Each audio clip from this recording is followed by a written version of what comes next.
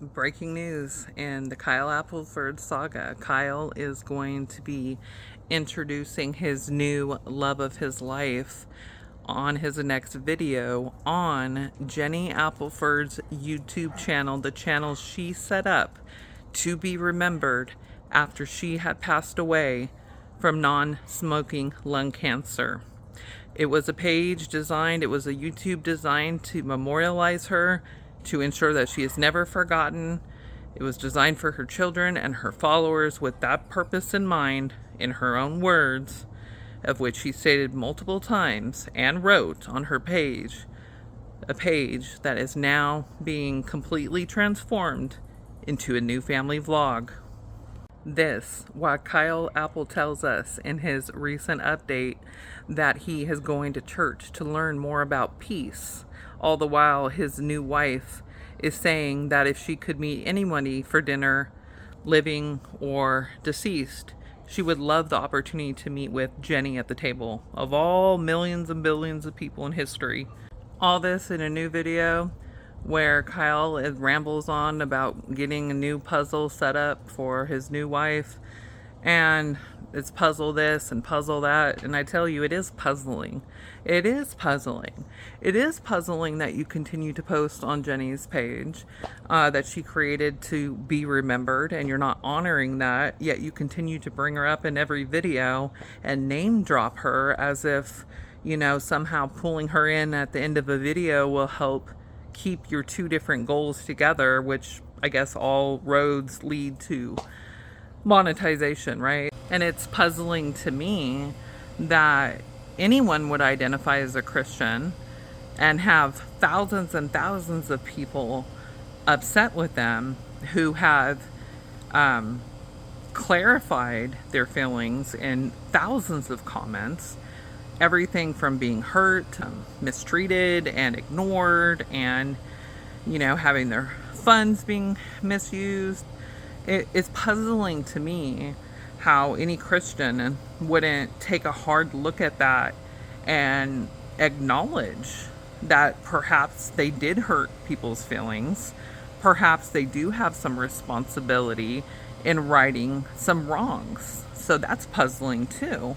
Another thing that's puzzling is why Kyle has never decided to give an accounting for his GoFundMe monies. Over $200 and some thousand that were raised to support Jenny's cancer treatment. Where'd the finances go? Where's the money? Show us the money, right? Show me the money, like, you know, the old says. You know, where is the money? Where did it go towards? How much is left towards the kids? Why has there been no public accounting for the use of those funds when so many people have asked for it and have asked where their money went to? Direct donors in comments on Kyle's page. Another thing that's puzzling to a lot of viewers is why we never hear about Jenny's family anymore. Her brother, her sister, her parents, her family, her friends. We conveniently get snippets here about Jenny, you know, kind of at the end to wrap everything all together, but we never hear about her family anymore.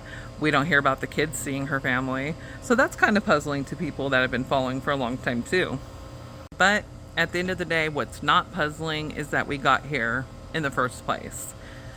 The last couple months, many of us have seen that this day was going to come, you know, where the new wife would be introduced on Jenny's Legacy YouTube page. We knew that was coming. It's honestly a wonder how it took him this long. I don't know if he had a mandatory break from YouTube, you know, and they said, hey, you know, we're getting a lot of complaints. I'm not sure. Who knows? There's no information about that. All I know is that this is where it was designed to go to all along. And there's a reason why Jenny was fearful of being forgotten. She knew that her parents and her family wasn't going to forget her. So who else would? And yet now her videos, all of her videos about her cancer journey, her wishes, her desires, her fears, they're all buried down dozens and dozens of other videos that Kyle has made about his grief and new relationship. So And I think at the end of the day, this is just a really sad learning lesson. And I think the lesson is that, look, unless you really know somebody, or unless you feel like you can truly trust them with your hard-earned money, free time, and emotions, you have to protect yourself against investing in influencers or other people that you that might come back and turn around to be people that you don't expect them to be at the end of all things. And I think that's a hard pill to swallow, but I think that's how a lot of people are feeling these days. It's unfortunate. I don't expect that there'll ever be any kind of public apology, any kind of acknowledgement of, so many comments saying that people have been hurt or felt like they were disrespected, or they had supported this family for so long and then mistreated. Problem. Look at puppy. Before I was interrupted. Anyways, I think at the end of the day, we have to be careful to guard our minds and our hearts and our spirits.